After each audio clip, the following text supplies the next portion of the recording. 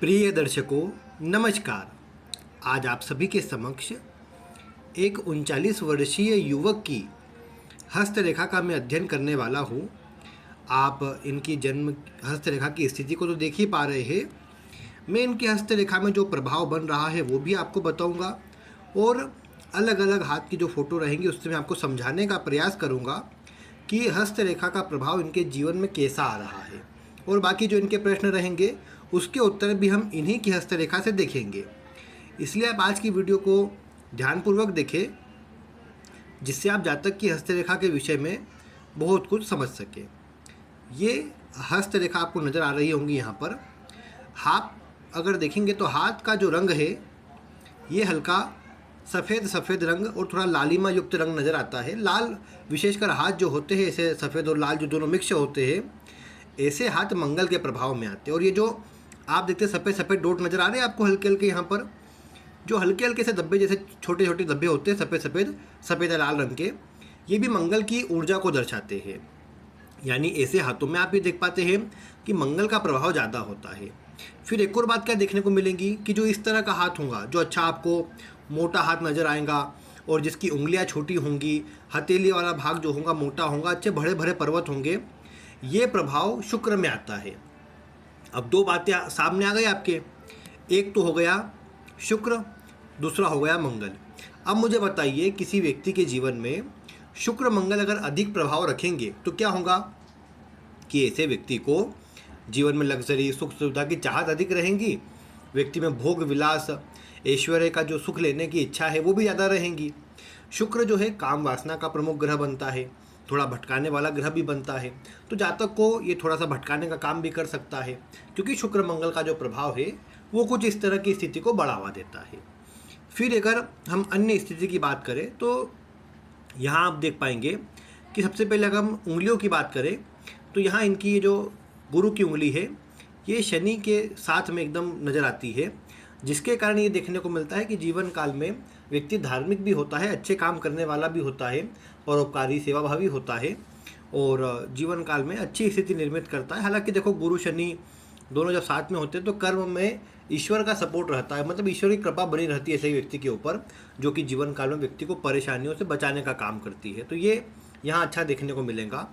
दूसरे नंबर पर आप अगर देखेंगे इसमें तो यहाँ पर सूर्य की उंगली और शनि की उंगली दोनों में डिफरेंस है।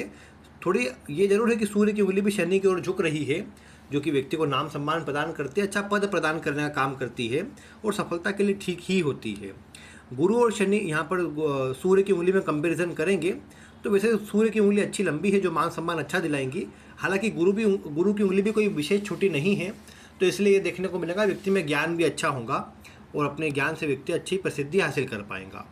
बुध की उंगली भी अगर आप देखें तो ये पहले पोर के ऊपर आती है, जिस कारण से व्यक्ति का जो मान सम्मान है, व्यक्ति की जो स्थिति है वो अच्छी रहती है, व्यक्ति के जीवन में जो उसे सफलता मिलती है वो भी अच्छी मिलती है और व्यक्ति हर कार्य को मैनेज करने वाला होता है, एक से अधिक कार्य में व्यक्ति रुचि लेता है। यहाँ पर देखिए अच्छी खड़ी खड़ी रेखाएं नजर आएंगी आपको, जो कि जातक के जीवन में धन की स्थिति को अच्छा करने का काम करती है और जातक को सुखी जीवन देने का काम करती है। तो ये स्थिति यहाँ पर अच्छी कही जाएंगी। इसके अलावा यहाँ पर मैं आपको पहले अंगूठे की जानकारी देता हूँ।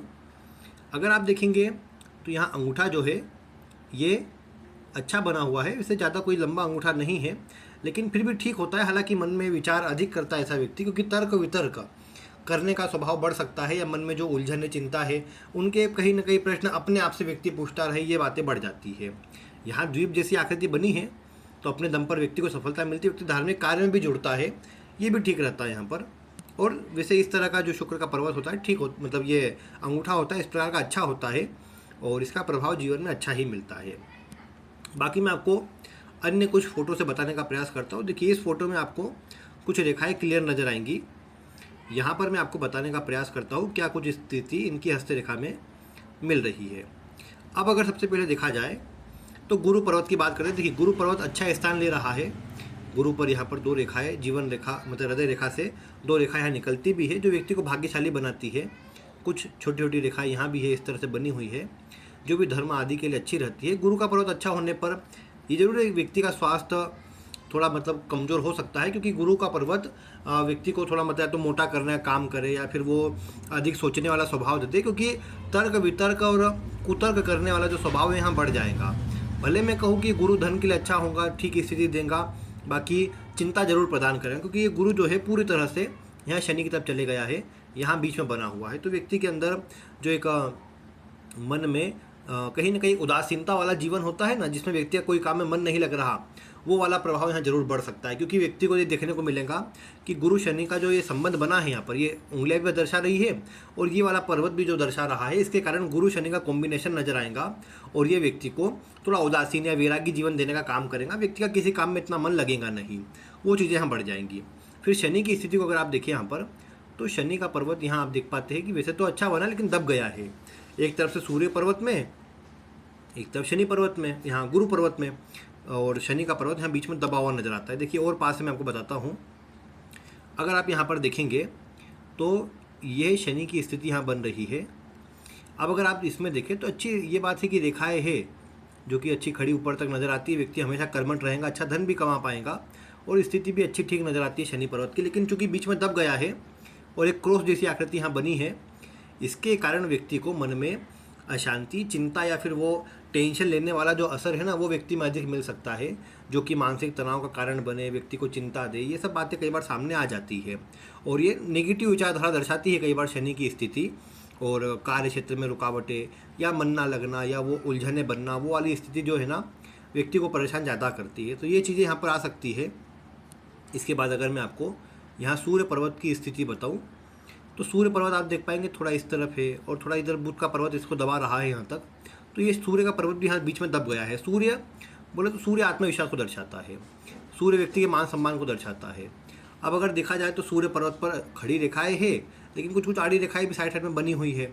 तो व्यक्ति को मन में चिंता रहती है, जो एक कॉन्फिडेंस वाला प्रभाव आना चाहिए वो कम हो जाता है।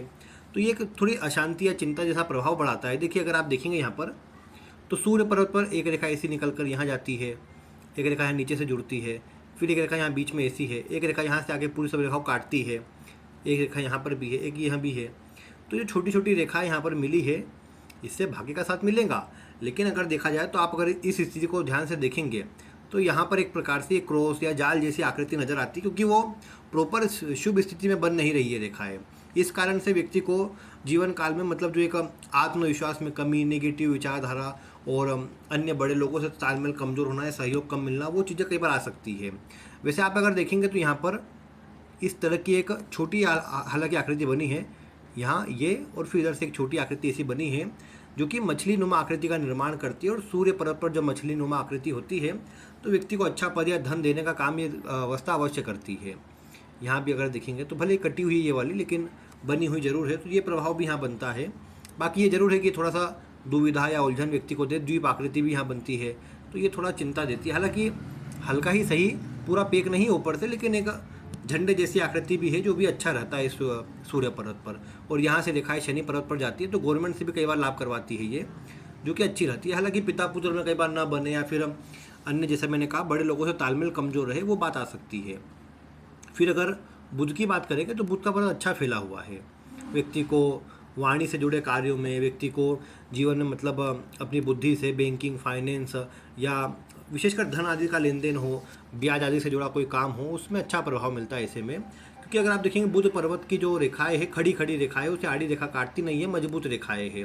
तो ये धन रेखा भी होती है और यहाँ भी अगर आप देखेंगे ऊपर भी खड़ी रेखाएं है, तो व्यक्ति के सोचने समझने की स्थिति को बढ़ा देती है। व्यक्ति बहुत अधिक बातें सोचता है, बहुत अधिक कल्पना करता है, जो कि कई बार चिंता भी दे सकती है। बाकी अगर यहाँ देखेंगे आप तो विवाह रेखा इस तरह की, हालांकि कई बार ऊपर की तरफ ऐसे मिलती हुई नजर आ रही है।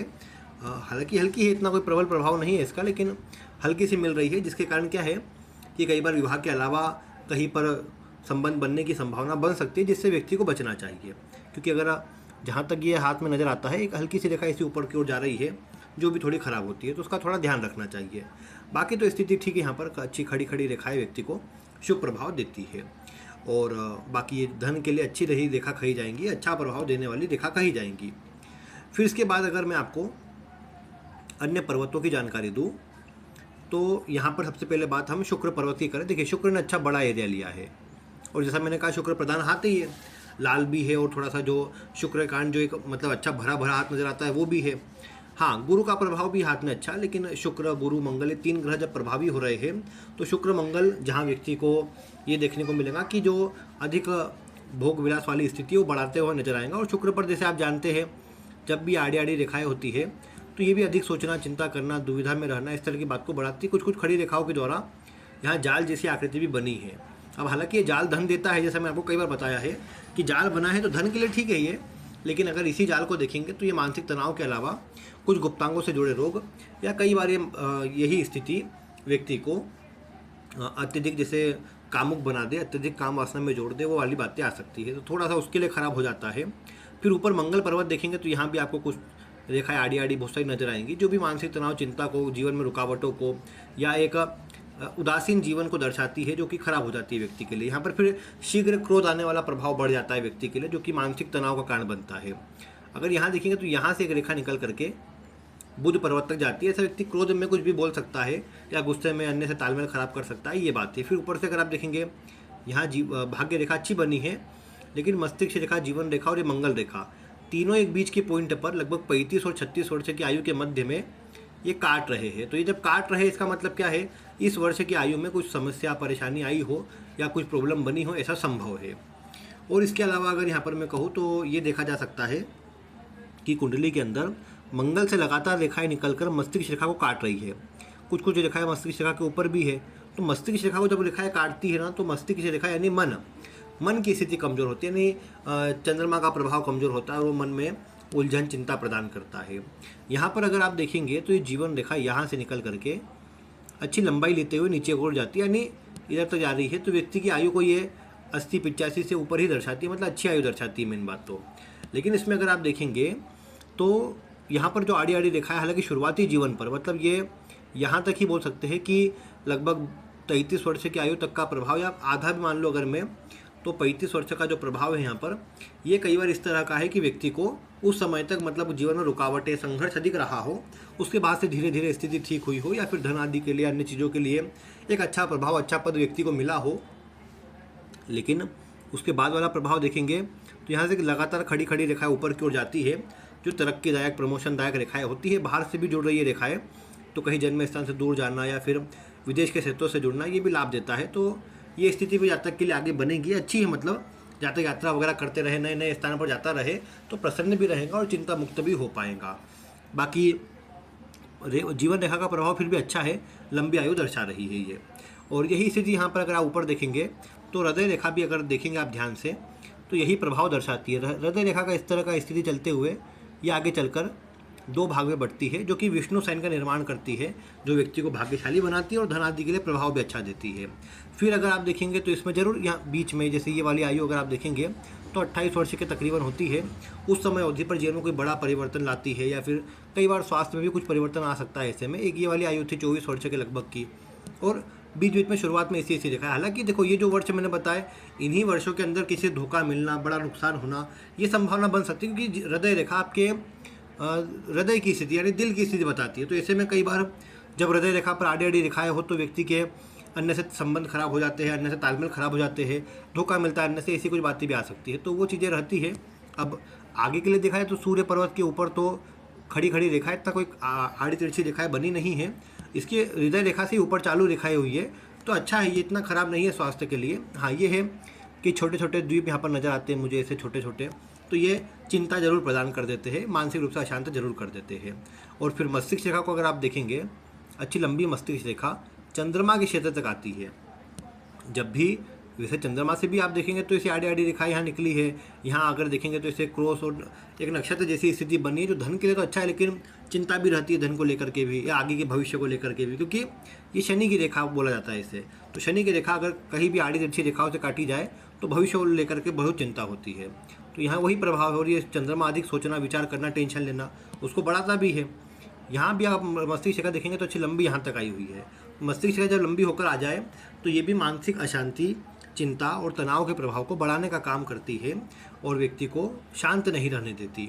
और अगर आप देखेंगे मस्तिष्क रेखा पर भी तो ये यहाँ तक तो चलो, ये जो शुरुआती प्रभाव है यहाँ तक का, यानी लगभग 28 वर्ष ही आता है ये भी, कि 28 वर्ष की आयु तक व्यक्ति अन्य के अधीन रहा हो या इतना कोई अच्छा सफलता नहीं मिल पाई हो, उसके बाद स्वयं से इंडिपेंडेंट निर्णय लेकर काम चलना करना चालू किया हो और उसके बाद से सफलता, धन आदि के लिए प्रभाव ठीक नज़र आता है।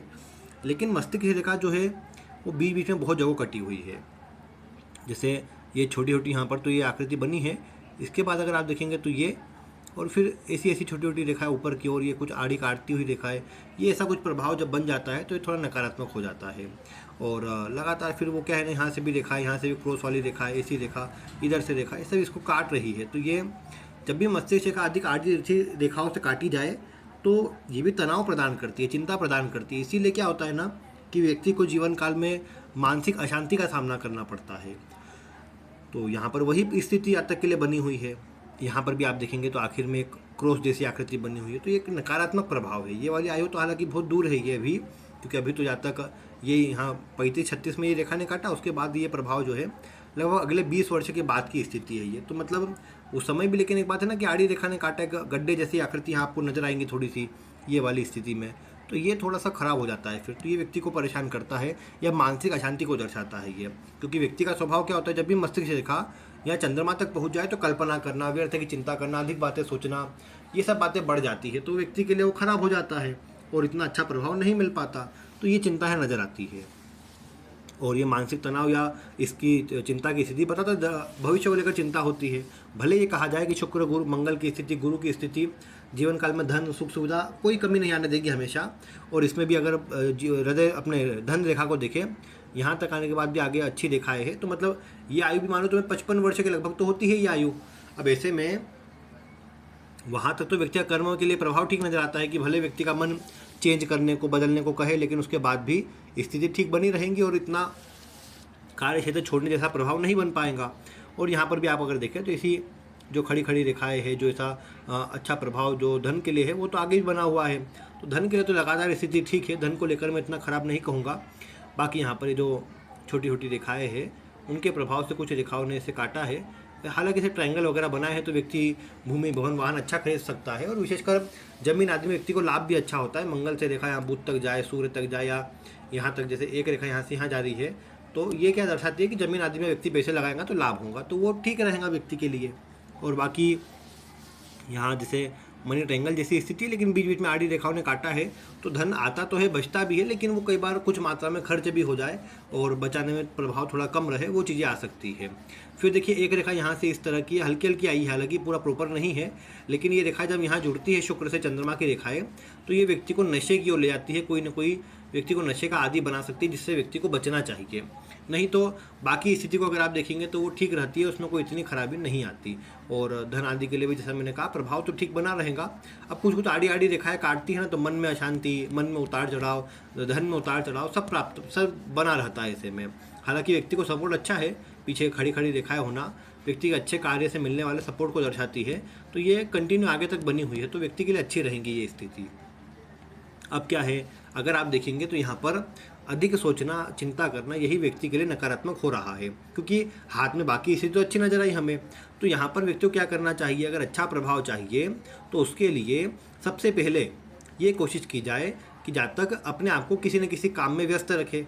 दूसरे नंबर का जो काम करना है वो ये करना है कि सुबह जल्दी उठ करके योगा, प्राणायाम या जिम वगैरह चालू करें, विशेषकर जिम जाना चालू करें, थोड़ा अपने आप को कड़े कानूनों में डालें, जिससे क्या है ना, ये चंद्रमा और मस्तिष्क का प्रभाव ठीक हो पाएगा। क्योंकि अगर व्यक्ति आलस करे कि नहीं मुझसे नहीं हो पाएगा जिम वगैरह, या मैं नहीं कर पाऊंगा, तो वो व्यक्ति को अच्छा प्रभाव नहीं दिखा पाएगा।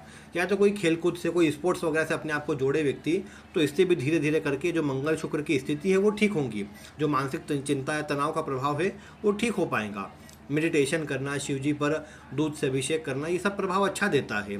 और यहाँ पर ये अच्छी धन रेखा बनी है, तो धन तो मिलता रहेगा, उसको लेकर मुझे चिंता नज़र नहीं आती।